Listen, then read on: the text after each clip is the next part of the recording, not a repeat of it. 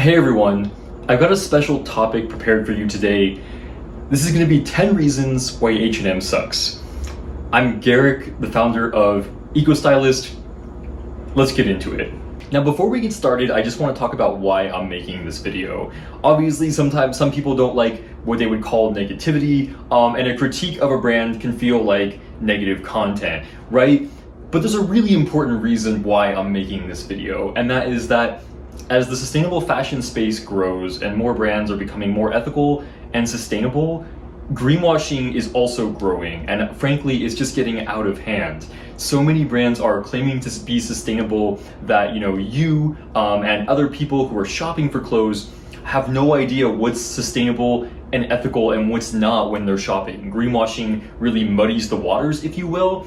And so if we don't do honest reviews and teardowns of brands that are greenwashing and not being sustainable, it's going to be impossible to sift through that noise. So for that reason, I think it's really important to take some time to talk about which brands are sustainable, which brands aren't, and in any case, whether they're sustainable or not, what that means and how they could be doing better on either end of that spectrum. So with that said, let's just jump into it. 10 reasons why H&M sucks.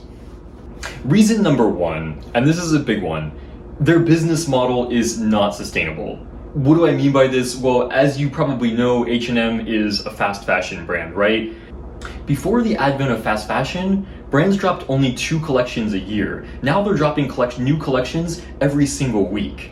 This massive rate of consumption will never be sustainable. So no matter how many sustainable fabrics H&M decides to start using, or how much they start to make their processes more sustainable, or even if they pay their workers fairly, which they really should be doing, they're still gonna have that business model at the core that's not sustainable, and that's still gonna be something they're gonna need to contend with. So while I applaud the genuine things that H&M is doing to be more transparent, for example, their business model is the biggest reason they're not a sustainable brand, and something that we think they should take a look at. Reason number 2 why H&M sucks is that they don't pay fair or living wages to their workers. H&M made a promise that they would pay living wages by the end of 2018. 2018 came and went. H&M is still not paying their workers living wages. Now, this is especially terrible when you consider that of the 70 million clothing makers worldwide, less than 2% earn a livable wage. Inequity in the fashion industry is huge, and these workers are essentially being exploited when they're paid, minimum wages in countries like Bangladesh, where that's not a livable wage. What that means is that you have people working overtime and still not making enough money to support themselves and their families. And when I say support, I'm talking about education for their kids, putting food on the table, things like this. And all of these things could be changed by the brands that are hiring these workers to make their clothes. Reason number 3 that H&M sucks is overall they're not a sustainable brand. You may have noticed that H&M launched a conscious line a while ago, and this is supposed to be their more sustainable collection of clothing. We're going to talk about that later, but I just want to point out first of all that H&M's conscious line is a very small percentage of H&M's overall collection and their overall brand. And so whether the conscious line is sustainable or not, which we're going to get into, you still have the rest of the brand, and which is overwhelmingly not using things like sustainable fabrics or sustainable manufacturing techniques. At Eco-Stylist, when we research brands to determine if they're sustainable or not, one of the things we look for when it comes to things like fabrics is if brands are using more than 50% sustainable fabrics across the entire brand. And if we're talking about H&M, they obviously fall far short of that. Reason number 4 that H&M sucks is that their conscious collection is actually not all that conscious. In 2020, H&M dropped a Billie Eilish collection as part of its conscious line, and while they made these really bold claims about how it was all sustainable, these claims weren't backed with substance. Very few of the pieces were even made with sustainable fabrics, and as I mentioned, that's only part of what makes a collection or a brand sustainable anyway. There also wasn't much other evidence to support that this line was conscious, that there was no evidence that there were sustainable manufacturing techniques, for example. Definitely not the people who made the clothes were paid fairly, which, as I mentioned, is a problem across H&M's entire brand. And basically H&M just did some really shady things with this collection. Like they had an initial press release that stated how awesome and sustainable the collection was, and then they hid that press release. So it was kind of like they were covering their tracks as people were scrutinizing the collection, and it was just a really shady thing to do. If you're curious to learn more about this, we actually wrote an article about H&M's Billie Eilish collection, and then we were also interviewed on a podcast about it, and the podcast did their own investigation of the collection as well and found some really interesting stuff. I'll have a link to that article in the description, which also has a link to the podcast episode if you want to check those out. Now, speaking about the Conscious collection, besides that, they have made some improvements today. So the collection is boasting more sustainable fabrics than they used to. However, there's still a lot of room for improvement in this Conscious line. As I mentioned, we would love to see things like, first of all, that the people who made the clothes are being paid fairly. I can't reiterate that enough. And so at the end of the day, this Conscious collection is just not really that great, and it's a small part of H&M's total brand, as I mentioned. So while we can appreciate, a step in the right direction, it also doesn't necessarily show H&M's actual commitment, because it's not across their entire brand. So you do have to wonder, is H&M just doing this so you feel better about their brand? Or are they doing it because they actually care about sustainability? And if they actually care about sustainability, once again, when are they going to pay their workers fairly? Which brings me to reason number 5 that H&M sucks, and that is greenwashing. H&M is and has been very guilty of greenwashing. Obviously, they are making some efforts to be more sustainable, right? The problem is that these efforts make up a small part of H&M's brand, but they really love to flaunt these efforts and share how awesome they are. You've probably seen plenty of examples of H&M greenwashing yourself, but I'll give you one more right here. When Fashion Revolution ranked H&M really well in their fashion transparency index, H&M made this ridiculous claim that they were the most transparent brand in the world. Now, if I have to explain that one, basically, first of all, Fashion Revolution's transparency index is focused on big brands and big popular brands, right? They're not focusing on sustainable brands within that list. They're focusing on the big brands that need to improve, like H&M, Zara, Nike, Adidas, etc. So even if you rank well in this index, it doesn't mean you're the most transparent brand in the world. Now, to H&M's credit, they have made decent strides on transparency. You can find the country where their clothes are made as well as the factory on their website, and that's really awesome that they've taken that step, right? That is a noteworthy step. However, it doesn't necessarily mean that those factories are ethical or that they're paying people fairly. And so it's really important to state here that that is a first step. It's an important step and it's a first step, but it doesn't make them an ethical or sustainable brand. And also back to them being the most transparent brand in the world, at Eco-Stylist, we research brands using Remake's sustainable brand criteria to determine, if they're ethical and sustainable. And we have a whole list of sustainable brands, way more sustainable than H&M, and also more transparent. To give you some examples, you can go to Known Supply's website and you can meet the person who made your clothes. So that's another level of beyond just knowing where the clothes are made, that they're made in fair trade factories and which country and the address and the factory name. You can also actually meet the person who made your shirt, and there's actually their name is printed on the tag inside the shirt, right? That's one example.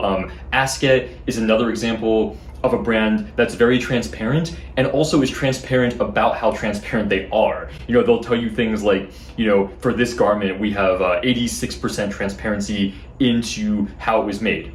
Now you might be like, hold on, why not 100% transparency? Well, things actually are complicated with clothing. For example, while they might be able to trace most of the garment, maybe the button or like the metal components are hard to trace, right? So that's why you'll sometimes see things like that. But it's really refreshing to see a brand being honest about that.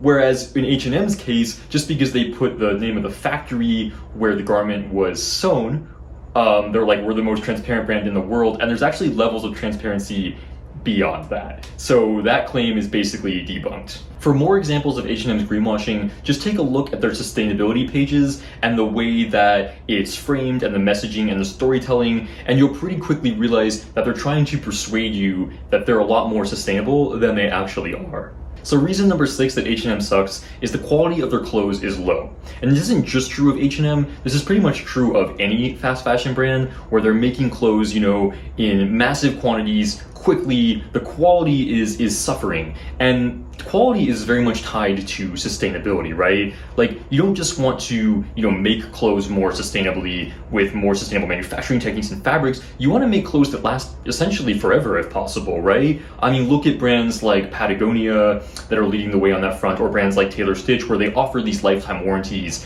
And then, they kind of back that up in an additional way by being willing to buy back your clothes and repair them and resell them, right? So that's an example of clothing that's made quality. With H&M, the clothes are not made very high quality, and this means they're not going to last as long, and that is a big barrier to them being a sustainable brand.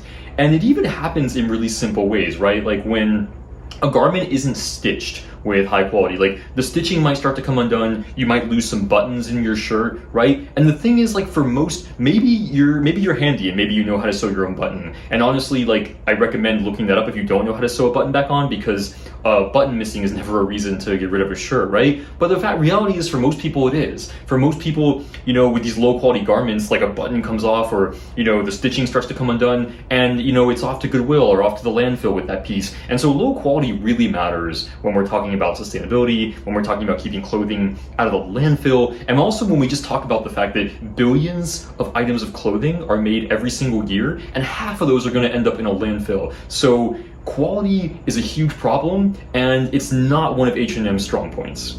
Reason number 7 that H&M sucks is that they profited off of the pandemic. According to Remake, H&M made $120 million during the pandemic. Now, you might actually wonder why that's a problem. You might say, oh, a brand did good during COVID. Great. Well, not so great, because the thing is, the people at the end of that supply chain, the people making the clothes, didn't do so great. A lot of them were laid off, wages were withheld from them, they weren't paid for work that was already completed, and H&M often didn't change their position on those issues until tremendous pressure was put upon them to do so. And so the fact is, you had people at the end of the supply chain, the people making our clothes, suffering. They didn't get a raise, they weren't paid more, while H&M was profiting. And so that's a problem, just another reason that H&M sucks.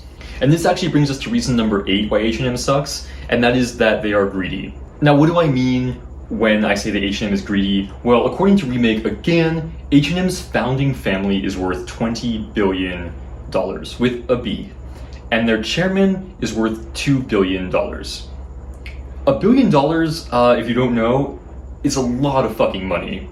Now, here's where things get hairy. When we compare that to the rest of H&M's employees, like, for example, their average retail employee makes $24,000 a year, and their average garment worker in Bangladesh makes $113 a month.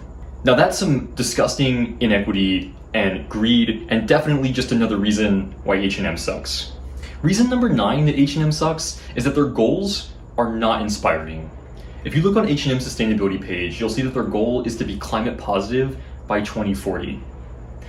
Now, while that might sound impressive at first, you're thinking climate positive, for H&M to achieve that would be tremendous, but that's actually not impressive at all.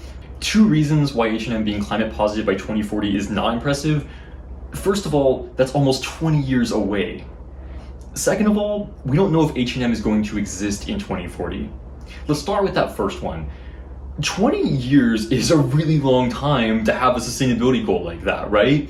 I don't know about you, but I'd like to see something ambitious shorter term, right? Like, I'd like to see an intermediary goal of, doing something really impressive by 2025. That way we can see them achieve it, and maybe we can believe in them as a brand. 2040 will come almost 20 years from now. What if they don't hit that goal? Who's going to hold them accountable? That's just a really long time. And for me, I don't believe that they're taking sustainability serious by setting their goal that far away. To me, that says that here we are living in this world where environmental destruction is very real, climate change is real, we need brands to step up, take environmental concerns more seriously, and here's H&M saying like, oh, we're gonna do this in 20 years. Not impressive. The second part is the lifespan of a company. The average lifespan of a company today is 18 years, or actually less than 18 years. So for an H&M to set a huge goal 20 years from now, it's also like, okay, well, what if they set that goal so that people believe in them, essentially, and then they don't even exist, so they can't fulfill the goal. It's just kind of ridiculous. And actually, that's the perfect segue for the 10th reason that H&M sucks, and that is that they don't keep their promises. H&M had promised previously to pay their workers living wages by the end of 2018. 2018 came and went, it never happened. In fact, it still hasn't happened, and here we are in 2021. So what I'm getting at here is that if H&M couldn't keep their promise to pay living wages in 2018, why should we believe their promise to be climate positive by 2040? You know, for H&M to be a more sustainable brand, the first thing they can do is keep their promises. They can make that promise that they made in 2018, pay their workers living wages. They can set a closer goal like 2025, fulfill that promise, and then H&M will give us something to actually believe in, you know, and then maybe we can start to consider them to be a more sustainable brand. But until then, H&M is not a sustainable brand. If you found this video useful, please don't forget to like and subscribe. I'm planning to make more videos like this, so if you have any comments or topics you'd like me to dig into, leave comments and I'd love to check those out. If you are looking for sustainable brands that you can trust and who take their sustainability commitments seriously, check out Eco-Stylist. We have a directory of sustainable brands. We have sustainable brand ratings where you can see how and why these brands are sustainable, a curated shop of sustainable clothing, and tons of useful content for you all in our blog. So check that out. I'll have links in the bio for you. Until next time, dress like you give a damn.